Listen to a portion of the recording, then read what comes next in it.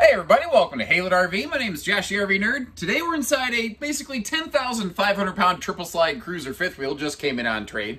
It is currently not the most pleasant outside, so we're beginning indoors today, although I usually typically jump inside pretty quickly. Anyway, overall, it looks pretty good. And this is a brand that we actually used to handle here at Haylett RV, so I've got a fair base of knowledge with this thing, and it appears to have held up pretty well, which is what I always kind of expected of them. There is a spot right next to where I'm standing that you need to know about that unfortunately just kind of slipped past the watch of the previous owners who otherwise took really good care of this thing. And I like to do things like this first and foremost. If it's going to be a scary thing, if we're going to say, nope, I'm not buying it because of that, let's get it right out of the way. Invisibly, at a glance, you really can't see anything going on. We've looked at enough RVs, we kind of know what to look for. And we kind of noticed how the floor looked like it was crowning right there. It was tapering down. If you walk over here, this is a soft spot, and it goes, so about 18 inches right there. And what was happening, and we're already on top of this, mind you, is there was a gap in the slide seal at the bottom that, as it's raining, which it is today, was allowing a little bit of water to wick through and actually wick under the floor right there and kind of erode it from the bottom down. There was no obvious interior symptom of it. Very easy to miss. Absolutely don't fault the previous owners for this because, again, otherwise they took good care of it. We are obviously taking care of that seal so that we will arrest this. This is a soft spot. It's going to be a soft spot. Could it theoretically be kind of repaired here? Yes. I think that will likely be a case of the juice not being worth the squeeze with how involved that would be, given how small of a spot that would be. Now, that's not my decision. That's your decision. But understand, we're going out of our way to point that out for you so that you know exactly what you're getting into with this thing so that there's no nasty surprises if you come visit the camper. Because other than that, overall, this thing looks to be in sharp shape. Actually, let me back up a little bit, give you a little bit wider view of things here. Like if you're on you walk in the front door, this right here is what you're going to be greeted with. What I kind of like about this is that there's some campers that give us windows on one side or the other. And I mean, this gives us just panoramic wraparound windows all the way around here. And there's some nice color contrast going on. Like, there's some darker accents with some warmth. There's some lighter accents so it doesn't feel oppressive. It's, I always call it like a peanut butter chocolate kind of interior. And instead of a theater seat over here, they have a pair of recliners. But nothing says that's the only thing you got to have there. If you wanted to take those out and swap it out for something else, like a desk perhaps, that could be a cool little place to do it. Although that is a really good entertainment enjoyment spot there. All the windows open for airflow. One of the other things that you'll see as we take a look at this hide-a-bed back here is the windows all have blackout roller shades. That's one of those things I think they were a little bit ahead of the curve on this brand right there. Now, when you get up to the bedroom, something we're going to see, we do have dual centralized air conditioning. At the time this was made is when the big demand for people asking, is it 4 seasons, was really starting to like explode here. And it is really about the time in the RV industry so much nasty misinformation about weather packages started creeping in. Cruiser, to my knowledge, this is made by CrossRoads RV. So this is another, hold on. As if the RV industry wasn't confusing enough, listen to this. So this is a cruiser RV. This is not made by Cruiser RV. Did you hear that? This is made by a company called CrossRoads, which is actually a subsidiary now of Keystone. So Thor, Keystone, CrossRoads, Cruiser, in that kind of order. Even though this is really a Thor CrossRoads cruiser, it's messy. This is why everything's so confusing in the RV industry. There's a totally separate company under the Thor banner called Cruiser RV. They didn't make this. They didn't make anything like this. This is made by CrossRoads. And what's always been kind of funny is the guy who was our rep at Haylett RV for the CrossRoads Cruiser fifth wheels later became a product development manager at Cruiser RV. And if you're not confused by now, you're better than I am, because frankly, I've lived it and I'm still confused by all of it. So anyway, the view from our sofa here is not bad. And that's what's cool about this one. If I move the camera over here, this is the view from the recliners. It's awesome. If I move back here to the sofa, it's awesome. And that TV can pivot around for even easier viewing. There's some decent storage in either of those doors below the TV there. Just some kind of general pockets on either side, a little Tootsie Toaster electric space heater. Pardon my umbrella by the stairs. Again, it's raining outside. I'm going to want that in just a minute here. That is a residential refrigerator. So that is a 110 refrigerator. It's going to have an inverter to keep it running in transit. It appears that it's treated the previous owners pretty darn well. We see solid surface countertops here. And if we just start cracking everything open, where do I want to do that? Let's start up here where you see you've got that big like XL vent weather fan kind of thing right there.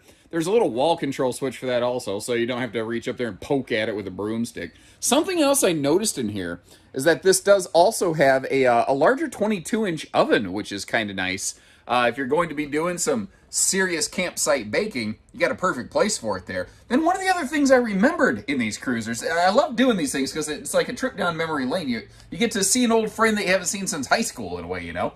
That sink cover, that big giant one-piece sink cover, that thing is pretty heavy duty. You can actually set a load of groceries on that if you're unloading, which is nice, and loading up that big fridge, which I'm shooting from the hip. I don't know the actual dimensions. I think that fridge is about 15-ish cubic foot of cold storage capacity, which is cool, and that's an active compressor fridge, so it'll be excellent if you're going to be parking in some hot climates where it'll keep up easier.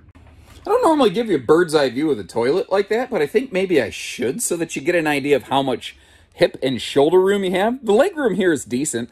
I've seen bigger fifth wheel bathrooms, but this one's certainly not bad. And a couple things I noticed in here. Up top, just like in the kitchen, we've got one of those big XL vent fans to really get the air moving. And I noticed that clear shower door was like totally spot free, and then I found out why. Frankly, ladies and gentlemen, when you're done taking a shower, you take a simple squeegee and just wipe it down real quick, and it's incredible the difference it makes. It just, an ounce of prevention is worth a pound of cure. It's one of those kind of conversations right there, I think. I don't know how to say this without sounding like a weirdo. Currently we're in bed together. I wanted to kind of preface that, so you're wondering, what am I looking at? When you're laying in the bed, you're looking straight up here. One of the two lights above you appears to have fizzled out. Interesting thing, I'm going to actually pan you backwards. I don't want to make you motion sick since we're looking straight up. Interesting thing on those, there's not a bulb that you replace. That thing is the LED light. So that's just kind of one of those little oddball jobs in the RV industry a lot of times people aren't really aware of. Now, if we wake up in the morning and you start rolling forward and getting out of bed, you saw where we've got that second air conditioner installed up in the bedroom space. And things like this, like the main living room TV was travel strapped, and they had some similar little foam protectants on it, like you see right there. Like I said, the folks took good care of this thing, and they actually added that TV, because this definitely did not have one brand new from the factory. Definitely not, yeah. Inside this closet, by the way, let me see if I can get you over there. I've got my shoes on, so I don't want to crawl in the bed. You can barely see it over there. There are some washer-dryer hookups, and I suspect you could actually do a side-by-side installation on this, so you could do a washer and dryer instead of a washer-dryer, if that makes any sense. Now, something I'm noticing is that is a little bit quieter Coleman air unit. It is factory installed as well. You can kind of tell because it's centralized instead of just a dump-in air conditioner. This actually appears to be the original mattress, and that is one of the things I commented on when we had these brand new. It's called the iCool Sleep System, and like, you've never heard of it, so you're very naturally skeptical to it. It's one of the nicest mattresses I've ever seen come from a factory. I mean, folks, we all know that factory mattresses basically suck, right? This is one of the only ones I ever saw. I'm like, wow, that actually isn't terrible. And it's kind of interesting over here. I think the shower was plenty big. I think that we can all agree on that. The shower was great, but they did stop at about 6 inches short just to make a handy little kind of convenience corner, I'm going to call it over here. It gives you just a little bit of elbow room if you need to actually get dressed. Could be a little place where you have like a little bathrobe or something like that hung up. Maybe you hang the dog leashes there or something like that. I don't know. What would you do with that? And of course, a quick road mode look. You see that the bed remains accessible even in transit here. I'm going to spin you around real slow. One of the things I like, I just noticed this, there's separate thermostats for the living room and the bedroom air conditioners. Even though they tie into the same central air conditioning, one will always provide a little more airflow to one area than the other. And it just, I don't know, it feels like that just makes sense, because sometimes the sun's cooking the nose and it hasn't got to anything else yet. Stepping down in here, in road mode, you'll see that you don't really have any access to the refrigerator.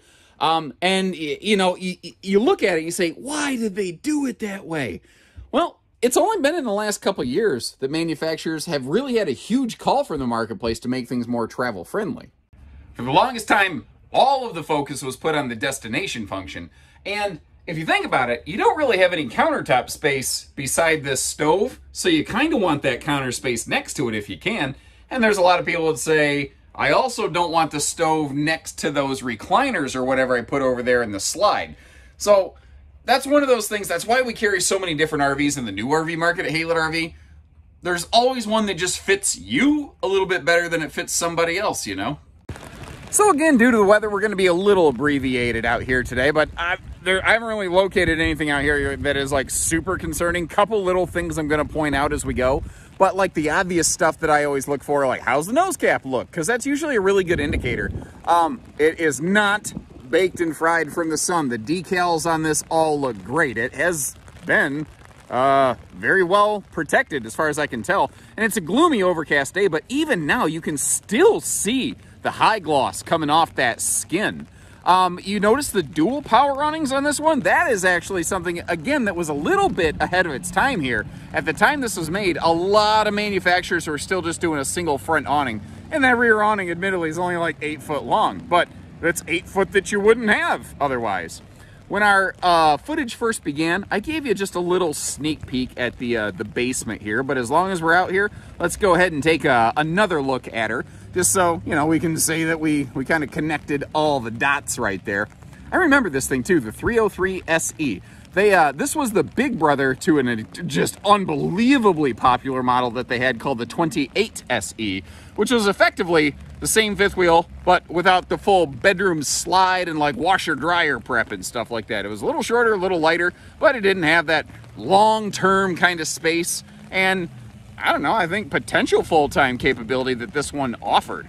And that was always an interesting thing I felt on these cruiser fifth wheels, is they weren't the fanciest bell at the ball, but they were not entry level. They were a very solid mid-level contender that did the big things really well. One of the areas I want to point out here, it looks like they did bump the rear corner of this. You can see where that skirting's been a little compromised back there, but that's all below the floor line. That's not structural. It just doesn't look awesome. You know, I wish it wasn't there, but I'm also not going to lie about it. I'm not going to hide it. Pardon the umbrella. This is not easy with the wind whipping it around. On the back bumper, you see there's a accessory hitch there. That's something that Cruiser did right from the factory. We have power front leveling, power rear stabilizer jacks. This was made before auto leveling was available, well, virtually standard on stuff like it is today. Another thing I thought was really interesting on these was their slide box seal system. They actually had, like, if you look at the actual slide flanges, the frame wing around that slide box, it looks a little different. They actually had like a double flange system that was really rigid to make sure that those bulb seals would always have good contact. And what it allowed them to do is have a double bulb seal connection. Instead of just one on the inside or one on the outside, they had two. Now, as long as we're under here, one of the things I've really learned to look for in used RVs over the years, I get right under all the slide outs and start checking them out. And it's super slight, it's very subtle. And you know, like when you used to, like when you tuck the phone under your chin, you use shoulder technique on the phone. That's what I'm doing with my umbrella right now. So pardon me, this ain't easy. There is just the slightest amount of swelling here, but there's nothing soft. What is happening there is nothing to really be concerned about. It's just something that's going to happen on a used RV over time if it's been exposed to rain a little bit, which this one has over the years. Water washes down those slide walls, and before it falls sometimes, with the wind's assistance, sometimes it'll blow inward and wick inward just a little bit. And that is a anti-wicking treated OSB floor deck there, but it's not like a fully sealed under the slide floor. Now, in some brands, I've seen that really become a problem. One of the things I like that Cruiser did here is they basically built it with a slide trim kit under the corners there. And when you see the RV in person, if you're curious, it's there's these black plastic flanges there that help protect the water from, or help protect the flooring from water getting into it. They've done a pretty good job. There's, again, a slight amount of swelling there, but nothing I think is of a concern. I think if you see it in person too, you'll realize I probably just spent 2 minutes making a mountain out of a molehill. And remember, we leave you a link in the video description where you can check for pricing and availability anytime, whether you're serious or whether you're curious. Any other questions you have on the camper, feel free to leave me a comment or just maybe share something that you like about it or share something you don't. I'm fine with either. I appreciate hearing from you. Hit the like button on that video. It doesn't cost you nothing and it helps the YouTube algorithm. And if something like that little soft spot on the floor is a disqualifier for you, but you appreciate that we went out of our way to show that for you, if you haven't done so, hit that subscribe button. We'd love to have you around for the next one. So take care, stay safe, have fun, and happy Haylett camping, everyone. That's the polar bear that failed the Coca-Cola audition right there. He had to get a sticker job.